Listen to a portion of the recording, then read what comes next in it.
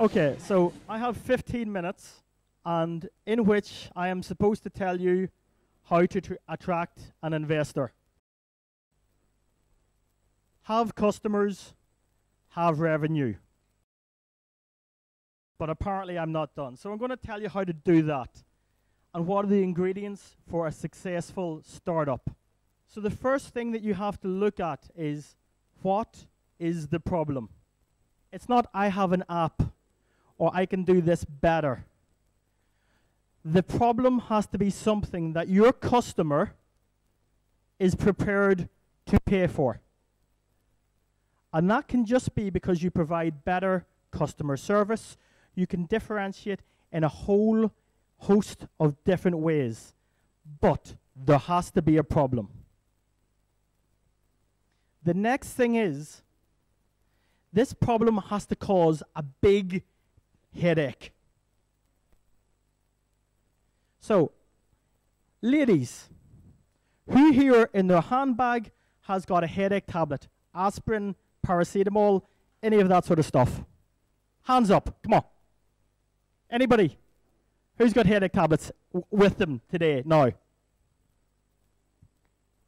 You're a great audience, seriously. All about the participation. The fact of the matter is that probably there will be a lot of people here with that. So the value that you're prepared to place in that is quite small. However, you've been out New Year's Eve. You've had quite a bit too much to drink. It is the early hours of New Year's Day. There is not a shop open. And your head feels as if there's a jumbo jet flying through it. At that point, you would pay pretty much anything for somebody to hand you a cold drink and the very same paracetamol that now you place no value on. So if you're looking for what I call a nice problem, it has to cause a lot of pain. And what we're not looking for is, ow, I have a sore toe. What we're looking for is somebody's head almost decapitated. The bigger the pain, the more opportunity there is.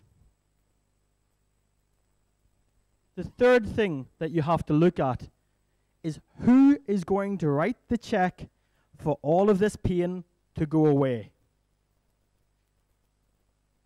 Because if nobody is prepared to do this, at best you have a charity. You certainly do not have a business. And the final ingredient, you need to be able to get access to that person who is going to write the check as a customer.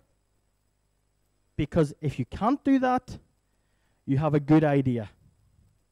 And the graveyards throughout the world are full of really, really good ideas. More so than any patent office. So those are your 4 principles. There has to be a problem. People have to feel what that pain is. Somebody has to be prepared to pay for that pain to go away. And you need to be able to access them. So those are the 4 things that I look for. So we're talking about the ingredients for success. And I was chatting to Etya earlier. We were talking about a TED Talk. And I'm going to have to cheat and pull out my phone and look up this guy's name. And I'll explain why now. Who here has heard of the Wright brothers?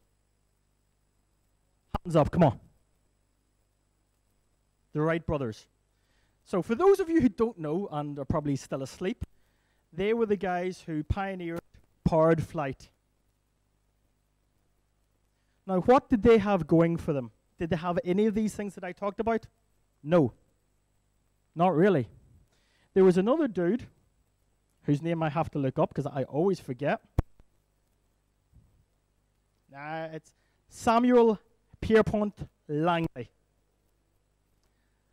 This was considered to be the premier scientist of his generation.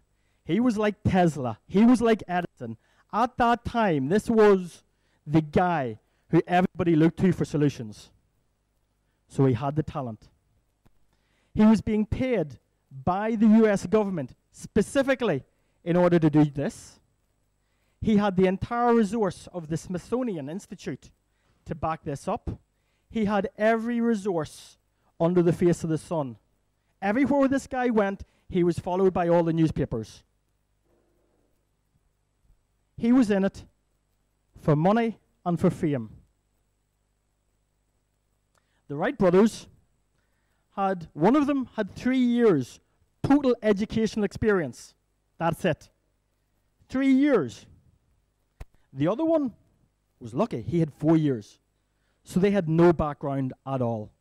But what they had was belief, and they had passion. So the motivation was completely different. They wanted to do something that they believed in. So whenever they had the first human-powered flight, there was nobody there to witness it. 3 days later, whenever reporters caught wind of it and got them to do it again, this guy, whose name I have already forgotten, resigned. He quit. He gave up. So whenever you look at a company that is going to succeed, the 4 things that I said are key to success are things that can be filled in. It is not necessary that you have all of them, but you have to recognize that there are gaps, and you have to accept that other people have to fill those gaps. And that will make you investable. But ultimately, every investor that I know, every VC that I know, invests in people. You need to believe, and I need to believe that you do. I need to know that you are passionate about this, that you really want to make something that is better, and that you're going to go through all the tough times to achieve that. Because if I don't believe that, if I think you're in this for fame or money, the minute that things get bad, you're going to go somewhere else. If you have a really impressive CV, other people are going to offer you money, and you're going to take the easy path. So belief is critical for the success. Now, how then do you get investment? If you can access somebody, you need to validate.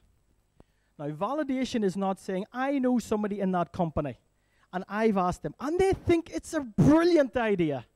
No. Validation is when you get in front of the decision maker, and they say, yes, the problem that you think exists does exist.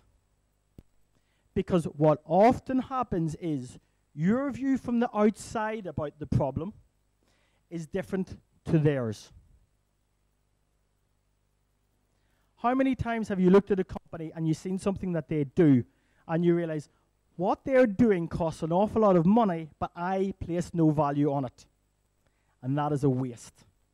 So this often happens. People build solutions to problems that either don't exist or that the customer doesn't care about. So validation is getting in front of the guy who signs the check and saying, does this exist? What are the implications of this? And how much money are you prepared to pay for this to go away? And then if I can deliver these things we have agreed upon within this time scale, will you commit to putting this in as a pilot? Because everybody makes decisions based on 3 simple principles. It is not about what is good for the organization. People are scared. If this looks like being a risk to me, I'm not going to sign it. I have a nice job, I'm in a big corporation, and therefore I control lots of money. If I don't have a nice job and control lots of money, you probably don't want me as a customer anyway. So I'm not going to take that risk. First thing. Second of all is, if I think this is going to make me look bad, I am not going to do it. Okay? And the third thing is, if this is going to cause an awful lot of inconvenience, I'm not going to do it. So you need to understand this, and you need to be able to put something to this initial customer that will make them look good. So you need to understand where they're coming from. You need to de-risk what it is that you're doing. If you're going into Citibank or Citigroup and say, I have a brilliant offering and it's going to be deployed over the cloud, instantly the answer is no, because they will never give anybody access to their information. Really simple. Second of all, they have to do huge due diligence on you. So it will take them months and months and months. You will have to prove that you've been trading for 5 years. You're going to have to prove to them that you have the financial resource so that if something goes wrong that you can fix it. You're going to have to prove to them that you have the insurance cover to pay for the thing if it all goes belly up. So you don't do that. You de-risk. So you go to an existing partner of theirs and you leverage that connection. Okay? So the key thing is, if you do this, you are not building something in the hope or the expectation that there is a customer. You know that before you spend any money on product development. You know who your audience is. You know under what conditions that they will buy, and you have already got them to the point that you have removed every single obstacle. Because being told no quickly is invaluable. Because then you can go, can I ask why? Please be brutal with me. And they will go, you're too small. You have no financial stability. We are looking to eliminate our third-person suppliers from 7,500 people to 3,000 people. We want to innovate, but we can't do it with you. Okay, so what would you recommend? And the same thing goes whenever you're going to an investor. If you want money from an investor, you ask for advice. If you want advice from an investor, ask for money. Because if you go up to somebody and if you understand what it is that they want and how they add value, and if you ask them for recommendations, and you say, okay, this is what we're going to do in the next 6 months, and you come back and you have done it, suddenly you have a track record with the people who you want to invest, because that is how they make these decisions. Your track record. You said, I will do this. They've agreed that this is the right strategy, and you've gone off and done it. And that makes you very, very, very attractive. So, those are the key points, guys. I'm going to open it up to questions and answers. Please feel free.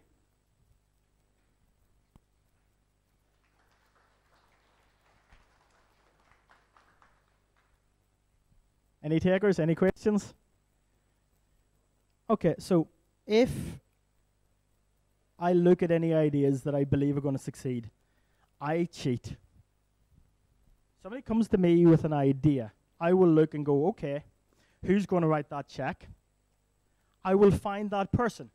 I will use my contacts. I will pick up the phone and go, hey, Gavin, you're a bit of an expert within fintech. Who should I talk to about this? Great. Can you get an introduction? Thanks. And then I will get somebody to make a recommendation. Then I will get a Skype call or whatever and say, listen, can you give me 5 minutes of your time? Okay. So we have this company, and this is what they're saying. Is that the case? And I will get told very quickly yes or no. And then I go, okay, so what is the problem? Tell me about your problems. And generally, doesn't matter who you're talking to, they always will. People love telling you about their problems.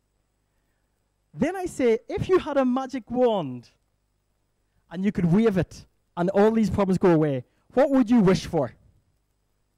And they will tell you their biggest pain points. Then you can say, how much would you pay for all of this to go away? And again, they will tell you. So it is very easy to validate before you start. So in terms of leveraging, it's about understanding where these guys are coming from, okay? So the example with Citibank is a live example. 2 days ago, I met with the CIO, the Chief Information Officer of Citigroup worldwide. And I asked him, what have you done that has been innovative in the last 5 years? The answer was nothing. He told me that their head of technology, whenever he came in, had asked the same question about 4 or 5 months ago. And their entire IT department came back with huge PowerPoint presentations, like 300-400 slides long, to prove that they had done something. But in reality, they hadn't done anything of material value. And the reason for this is because they are constrained. It's not that they don't want to be innovative, but that they are tied in by regulations that say what they can and cannot do. So unless you're asking the people why not, you're never going to find a pathway. So always ask for advice, because people generally are prepared to tell you. So I have agreed with Citigroup that what we can do is we are going to spread the word about what their problems are. We are then going to pump out what the criteria is going to be, because nobody can take on anything that's cloud. It has to be within the walled garden, first. Second of all, if they then like it and it meets my screening criteria, what they will then do is they will be a broker. So they will introduce this solution to one of their existing companies who are supplying them, because that saves them 18 months of due diligence. And they will say, we want this, we can do it through you as a partner, and maybe you could buy this company or do a licensing agreement, because that gets them the outcomes that they want. So if you ask people what they want, generally they will tell you. Any other questions? Okay, as I said, the best time to go to an investor is when you don't need him. Okay? Investors work on a very simple principle. Greed is good. It is. I know, Gordon Gekko. Whenever you have income and you don't need them, that is when they're prepared to give you the most money. That's when they will fight each other to get a slice of the action. So the key thing is this, is to work out something that is small that you can get into a customer that they're prepared to pay you money for. That is proper validation. An investor will give you money to grow your business, because they will see the cost of customer acquisition and they will see that this is going to make them money back, right? So if you think about horse racing, an investor wants to invest just before the horse is going to cross the line. Okay? That's what they want.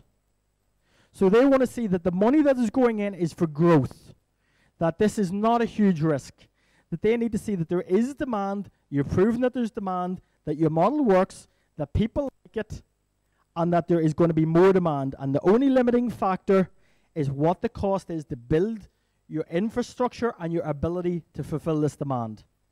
That is the perfect time.